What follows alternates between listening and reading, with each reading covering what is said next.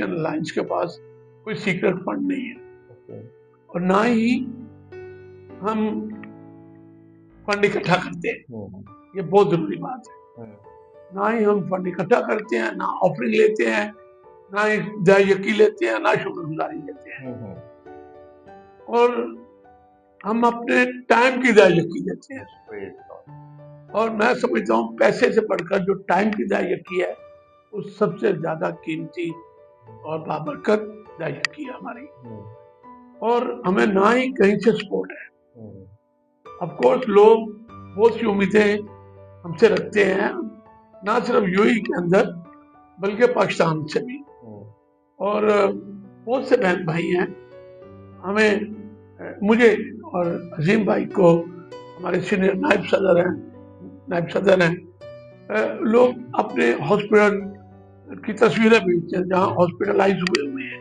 जी sir, उन्हें medicine के लिए पैसे नहीं है, किसी के पास ट्रीटमेंट के लिए पैसे नहीं है। ये मैं आपको पाकिस्तान की बात बता रहा हूँ। ओके, किसी की बेटी की शादी हो रही है तो मैं इसके ऊपर आपको बताना चाहता हूँ कि हमारे पास कोई फंड्स नहीं है, लेकिन हम अपनी जेब से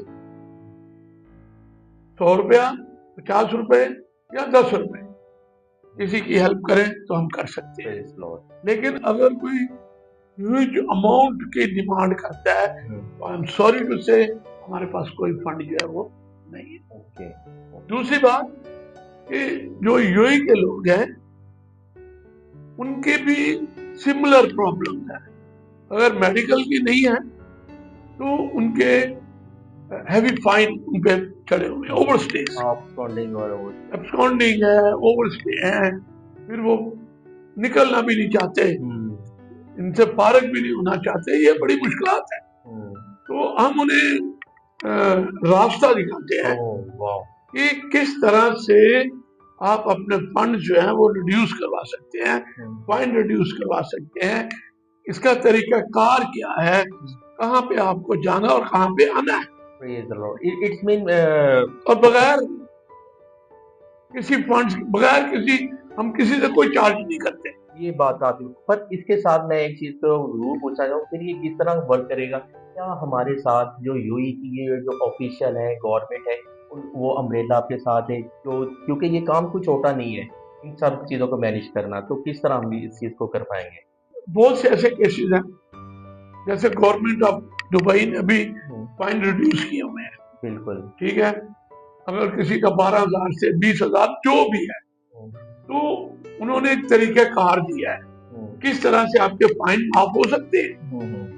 हम एजेंटों के पास ना जाएं, डायरेक्ट गवर्नमेंट के पास, आप डायरेक्ट जाएं, जो उन्होंने ऑफिसेज बनाए हुए हैं ठीक है, वहां जाके अप्रोच करें, उनसे पूछें, वो आपको बताएंगे। बिल्कुल, और with in a few days वो आपको मैसेज भी भेजते हैं बिल्कुल, कि आपका ये फाइन जो है इतना माफ हो गया, इतना पे कर दें। बिल्कुल, और जैसे ही आप पे करते हैं आप लीगल हो जाते हैं। उसके बाद अपने वीजा का जो है वो अरेंज करें।